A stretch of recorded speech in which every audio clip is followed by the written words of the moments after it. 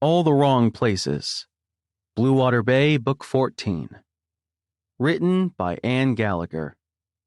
Narrated by Nick J. Russo. Chapter 1. Brennan. Once was chance, twice was coincidence, 3 times was a goddamn pattern. I'd heard that expression before and thought I understood it, but this morning it made a lot more sense than I cared to admit. Especially since I wasn't crazy about the pattern that I couldn't deny anymore. Half sprawled on my sofa, I stared at the dark TV screen, the ceiling, the window, the blank wall that probably needed some artwork or something, maybe one of those pastel paintings my mom had all over her house, or a photo. There was a shop down on Main Street that carried some cool prints of landscapes and animals, and she's gone. No matter how many times I mentally changed the subject, the truth remained. Amy was gone. Question was, whose fault was it? Technically, she'd initiated the breakup, but I would have dumped her had she given me a second to get a word in edgewise, because she'd fucked him how many times over the last few weeks? Groaning, I leaned forward and scrubbed my hands over my face. I should have been crying or drinking or something. I was devastated, after all. A year and a half down the shitter. The woman I loved, gone. The heartbreak would probably show up soon, but right now I was a little preoccupied by the reason she'd given me for sleeping around. "A woman has needs, Bren," she'd said with a sort of apologetic shrug. "He does things that you don't." Over and over, those words ricocheted around in my head. Needs? Things I didn't do for her? God, was I really that bad at sex? Maybe I could have written it off and told myself she was just making excuses for cheating on me, but there was a small problem with that. She wasn't the first. She was the third. I'd confronted the first after some rumors had made their way back to me. The second had thrown it in my face while we were arguing about something, and Amy, I'd caught red-handed. All 3 had given me more or less the same excuse. And now I just wanted to curl up and die. More than 12 hours had passed since I'd caught her, and I was pretty sure everyone in our social circle had already heard. My phone was blowing up, or, well, it had been until I'd turned the little bastard off. And like Amy, Billy Fallbrook, the guy who'd been balls deep in her when I'd walked through the door last night, was part of the local skateboarding scene. Knowing her, she was doing damage control. Knowing him, he was bragging to everyone that he'd nailed her. Which meant everyone and their mother probably knew by now what a lame idiot I was in bed. I gritted my teeth, wondering if I really was about to throw up. I swallowed hard to keep my breakfast down, but that was getting tougher every time my brain helpfully replayed that image of Amy riding a spread-eagled Billy Fallbrook on our bed. Fuck. Maybe I should have watched for a minute or two, learned from his techniques, figured out where the hell I kept falling short with the women in my life. You're pathetic, Brennan. Fucking pathetic. Maybe, but I was getting desperate. Whatever I'd done for all 3 girlfriends, it obviously wasn't enough. I needed some kind of help, or advice, or some goddamn cliff notes. What the fuck was I supposed to do? Hire a sex therapist? So I suck in bed. Help? Was there a documentary out there? Yes, Brennan. It's called porn. That shit was about as boring as a documentary anyway. I'd probably fall asleep before I learned anything, or just get depressed because my dick wasn't the same size as my forearm. Maybe... I folded my hands under my chin and stared at the wall. I wasn't paying for a damned therapist. I had no desire to watch porn. I was almost afraid to Google how do I have sex because I could only imagine the results. I needed some help that wouldn't bill my insurance or clog up my computer with malware. Well, there was a sex shop in town. Red Hot Bluewater or something like that. As soon as the place's neon-lit storefront flashed through my mind, I was on my feet and heading for the door. I grabbed my wallet and keys off the coffee table and walked out of my apartment, down the stairs, and out to my truck. Red Hot Bluewater, here I come. I had to be at work in a couple of hours anyway, so I parked behind Skate of Juan de Fuca, the skate shop where I worked. I stepped onto my skateboard and wove my way down the sidewalk toward the sex shop 2 blocks away. It felt weird, coming to this part of town so early in the day, but not going into the shop or over to the skate park like I usually did before work. Today, I was on a mission. And besides, I didn't feel like kicking around with all of our mutual friends. Didn't feel like being around her, and there was a good chance she'd be there. Along with him. I gritted my teeth and kept going, without even glancing in the direction of the park. As I followed the sidewalk, though, I slowed down a bit, nervously eyeing the red and black sign up ahead. I couldn't tell what the sick feeling was now, or rather where the queasy, betrayed feeling ended and the gut-twisting nervousness began. I'd never been in a sex shop before, and I sure as hell had never gone into a place to ask for advice about how to keep my girlfriend, or, well, hypothetical future girlfriend, satisfied. Especially since I wasn't even sure where to start. Where had things gone wrong? She always came. Didn't she? Or had she been faking it? Well, if she'd faked it, she deserved an Oscar because that woman always came harder than either of my previous girlfriends.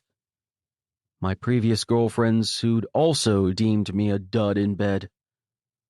My cheeks must have been glowing red. I couldn't remember ever being this humiliated in my life. I hadn't even brought my phone with me because I was mortified at the thought of turning it on and seeing a million texts from people who now knew I couldn't turn her on. She'd never complained about my technique. Not once. Neither had Alejandra, though Casey had occasionally made passive-aggressive comments about me buying her a dildo or something for Christmas, so there wouldn't be so much pressure on me. But I thought Amy was satisfied. She always wanted to have sex. Or, well, she had always wanted to have sex. For the first year, she was constantly initiating it, and I rarely turned her down. But the last 6 months? The nausea nearly lurched up the back of my throat, and I gulped hard to once again keep my breakfast where it belonged. How had I not seen the signs? Too late now. Only thing I could do was figure out where I'd gone wrong and see if I could maybe not disappoint the next girl who came along. Parking was a bitch in Bluewater Bay, and the spaces in front of most shops were full. There were open parking spaces in front of the sex shop, though, so that must have meant nobody was here. This time of day it wouldn't be that busy, right? When did people go to sex shops anyway? Seemed like the kind of thing you do at night, under cover of darkness. Unless all the daytime customers were cowards who parked over at Walgreens or the bank. That might have explained the random cars sometimes parked behind Skate of Juan de Fuca. People hiding their cars while they browsed porn? Something. In front of the sex shop, I kicked up my board and tucked it under my arm. For a minute, I stared the place down and tried to psych myself up. The windows were covered in black paper. As progressive as this town was, I supposed Bluewater Bay wasn't quite ready for street-facing displays full of dildos and condoms. Hell, Juan de Fuca caught flack for having mannequins on skateboards without helmets and pads, so the moral vigilantes must have had a field day with this place. A sign on the door said, "No one under 18 permitted," in big red letters. Here goes nothing. Heart thumping, I opened the door and went inside. 2 steps in, I halted and stared at my surroundings. What the hell was all this shit? The lingerie and condoms I understood, but some of the tools, toys, whatever they were, I thought they belonged in an operating room or an interrogation room. Okay, so apparently I am clueless because holy fuck. The place even smelled alien, like a mix of herbs, fruits, leather, rubber, and I wasn't even sure I wanted to identify all of it.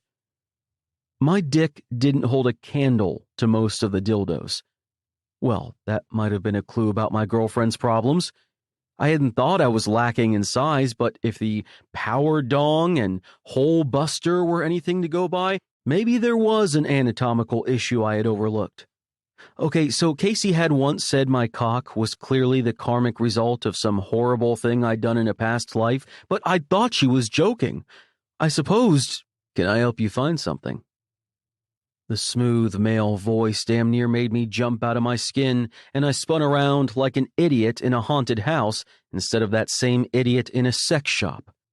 Leaning over the counter, seemingly unaware of the penis-shaped lollipops next to his arm, was a guy with a black ponytail and dark eyes fixed right on me. I thought he was Middle Eastern. Didn't see a lot of people with olive skin like that around here.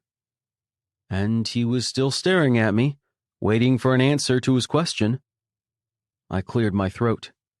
Also, do you have any ID on you? He grimaced apologetically. We've had some issues with minors, so... Yeah, sure. I fished my wallet out of my back pocket, pulled out my driver's license, and handed it to him. He took it, looked it over, and slid it back across the counter. You're good. Sorry about that. No, I get it. Don't worry. I stuck my license back in my wallet and into my pocket. I still get carded for R-rated movies, so it's cool. He laughed. You too? All the time. I rubbed my chin, which I hadn't had to shave since yesterday. Damn baby face. I know, right? He folded his arms and leaned on them. So, what can I help you find? And suddenly, I wasn't laughing anymore. Shit. Nerves. Hello. What could I say without sounding like an idiot?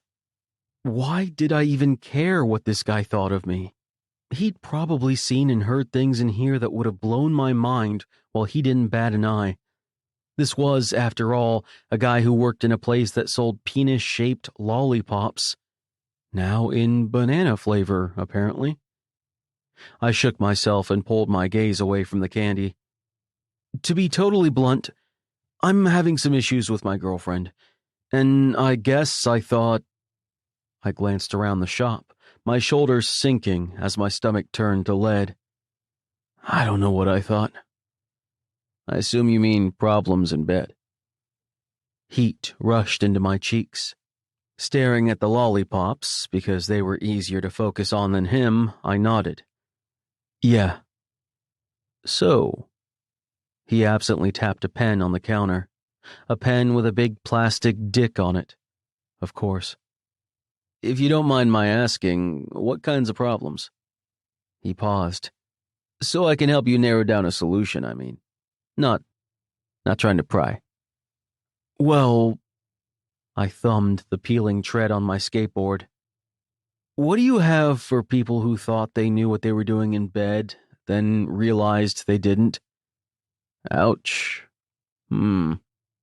Well, fair warning, I'm not a sex therapist or an expert. He chuckled. I just sell the tools. Hey, I don't need a therapist. If you can point me toward the right tools, and maybe tell me how to use them, we're good. That's what I'm here for. He came around the cash register and motioned for me to follow him. I fell into step behind him, and we moved toward the far end of the shop. At a large bookcase, he stopped and gestured at the shelves that were crammed with books. Any of these could help, so I'd suggest browsing through it and seeing if anything sounds like what you need. That's just it. I stared at the books, my heart sinking. I don't know. I have no idea what the problem is. That's perfectly okay. He waved a hand at the bottom shelf. It's not all techniques and things like that. We've got books that may as well be textbooks on human sexuality. Turning to me, he lifted his eyebrows a little. Could be worth it to read through and see if something resonates. I scanned the titles and nodded. Then I looked around the rest of the shop. It's funny. Up until last night, I thought I knew what I was doing. Now I feel like a clueless virgin. He watched me for a moment. If it's not too personal, what happened? Too personal? We're standing in the middle of a store full of fake penises talking about my sex life. I caught my girlfriend. I swallowed.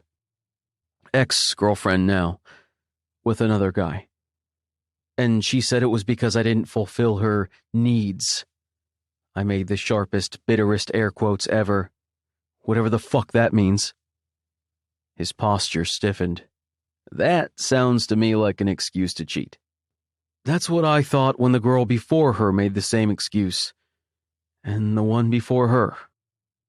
He grimaced. Wow. Well, excuse or not, cheaters are... He pressed his lips together, then shook his head. Anyway. All I know is something was wrong, and I'm hoping there's something here that can help me fix it. He shifted his weight. All right. Giving her the benefit of the doubt, which for the record I don't give to cheaters, maybe you two were mismatched somehow. I wasn't sure how I felt about him being angry at her on my behalf. Vindicated wasn't the word. Maybe kind of relieved that he hadn't laughed me out of the store for being such an absolute dud that she'd had to resort to whatever Billy had going for him. I sighed. So I'm mismatched with her and the two before her? I shook my head. Whatever's going on, I'm the common denominator. He started to speak, the tightness in his features making me wonder if it was something snide, but he hesitated. Then he shook himself, and his expression relaxed a little. Well, it might mean you haven't figured out what you want enough to find a partner who matches. Oh. Not surprising, the answer was that I was clueless about something. I just figured it was about women, not myself, but what the hell did I know? He tilted his head. There's nothing wrong with that, by the way. Some people take years to find exactly what it is they need with a partner. That's encouraging. He pursed his lips as he scanned the shelves around us. For starters, I think we need to find your kink. I bit back an incredulous request for him to repeat that, catching myself an instant before I would have sounded as stupid as I felt. He turned to me. What kind of stuff do you fantasize about? Fantasize?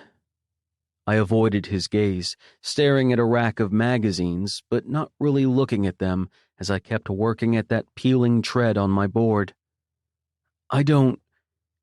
It's nothing to be embarrassed about, he said softly. Just might, help me steer you down the right aisle. I glanced up and scanned the signs on the ends of the various aisles. Lingerie, dildos, dicks, and vibrators. So much lube. Kinky. Kinkier. Kinkiest. The answer was down one of those aisles.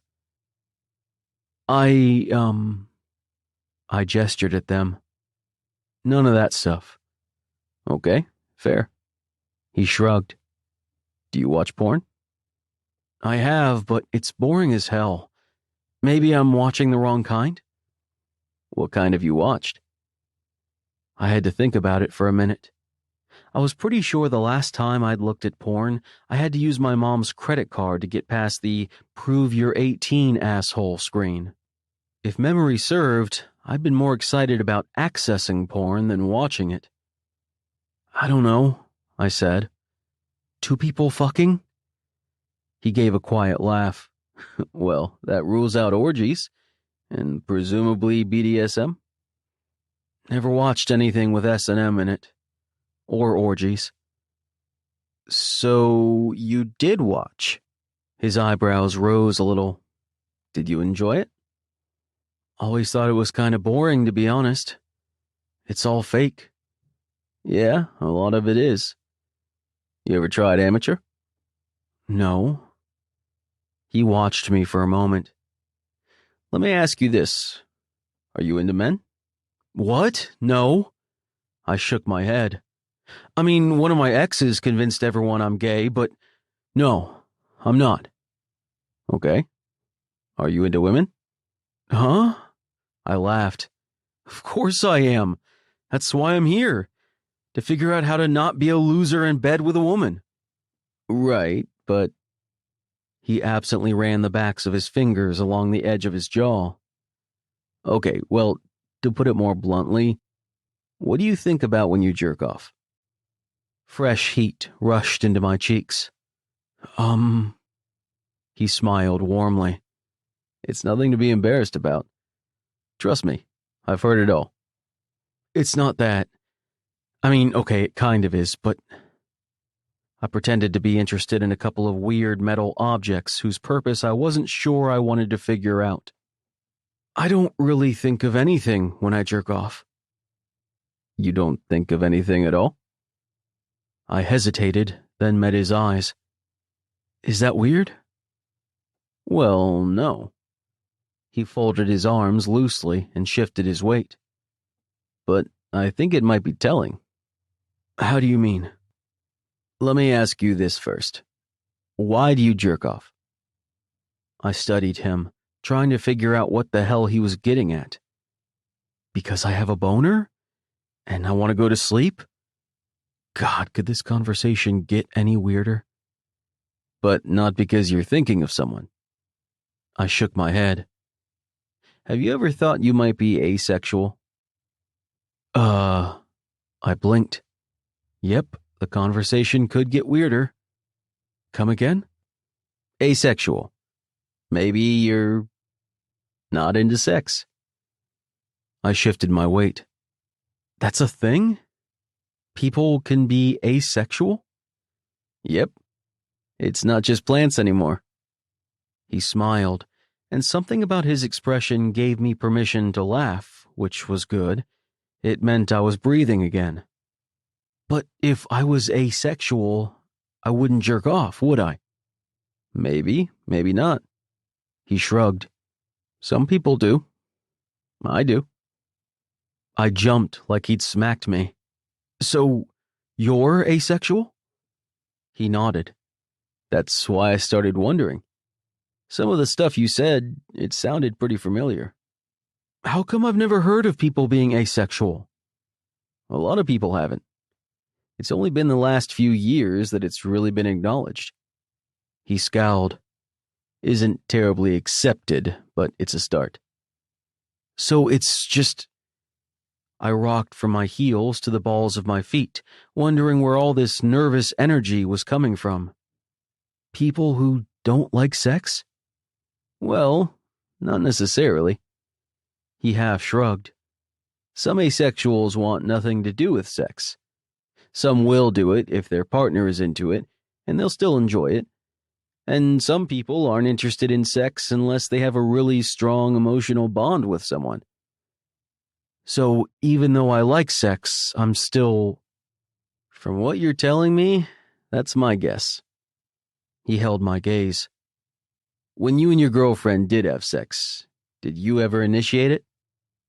I thought back, and now that he mentioned it, I couldn't remember being the one to initiate it. Narrowing my eyes, I said, So what you're suggesting is, it was my fault she cheated? No. He shook his head. No, not at all. But it... I mean, what the fuck am I supposed to tell the next girl? We can date, but I don't do the sex because I'm asexual? Look. He patted the air, and his tone was quieter and gentler than before. There are plenty of options for asexuals. There are... Shit! I shook my head and took a step back, inching toward the door. No, I think coming here was a bad idea. I'm not good at sex, but I want to be. Because you want sex? He asked softly. Or because you want to be able to please your partner? What's the difference? We locked eyes. He didn't say anything, and I wondered if he didn't have an answer, or if he wanted me to put the pieces together. Nervously, I tugged at that piece of thread again, and when it snapped, I jumped. Swallowing hard, I moved the board under my other arm. I took another step toward the door. I have to go. I turned and hurried out. He didn't follow me or try to stop me. I dropped my board to the sidewalk, stepped on it, and got the hell out of there. Hey, Brennan! My boss, Colin, snapped me out of my thoughts. When I turned, he gestured into the back room. Got a shipment of wheels. You know what to do. I got up off the stool behind the cash register. On it. While he manned the register, I went into the back. This part of my job was pretty easy. Open the shipment, match everything to the packing list, put the new merchandise in with the back stock or out on the shelves if there was room. Most of this would end up on the shelves. We'd been running low on this particular brand of wheels for almost a month, especially the 51 and 53 millimeter sizes. I cut the tape on the box and started pulling out sets of wheels, checking them off as I went. The whole time, though, my brain was elsewhere. Good thing this was mindless work, because I was busy thinking about everything the guy at the sex shop had said earlier. Asexual? Since when were people asexual? How the hell did that work, anyway? And how the hell was I asexual? I could get a boner. I could use it. I came every time. Almost every time. More often than not. I liked the things my girlfriends had done for me when they weren't out doing them for other guys. Shaking my head, I collapsed the empty shipping box and tossed it on top of a 2-foot stack of flattened boxes. Then I opened the next one and started inventorying wheels again. And of course, my brain went right back to red-hot Bluewater. The more I thought about our conversation, the more I kind of felt like a dick for walking out the way I had. Maybe the guy had been a bit blunt, but he was trying to help. And it wasn't as if he'd laughed me out of the shop or said something was wrong with me. For starters, I think we need to find your kink. How we made it from there to asexual, that was the part that blew my mind. The fact that we'd been standing there in a room full of porn and sex toys, having a straight-faced conversation about it was weird. And he'd said he was asexual too, but he jerked off, and he worked in a sex shop? Mind blown. Except, what if he was onto something? He'd seemed like he genuinely wanted to help me figure out my problem, so I didn't get the impression he was fucking with me. I glanced around to make sure Colin hadn't wandered back here. Then I pulled out my phone and Googled asexual. My jaw dropped as I stared at the screen. There were thousands of results, and none of them seemed to be about houseplants. Skimming over it, I was inundated with terms I was pretty sure I hadn't seen in high school biology. Graysexual? Demisexual? Cupiosexual? Apothesexual? The fuck? How's that shipment coming? Colin's voice startled the shit out of me, and I shoved my phone into my pocket just before he poked his head into the stockroom. I've got someone looking for Radio Red in 52. I'd seen 3 sets of those not 30 seconds ago. Where were... There.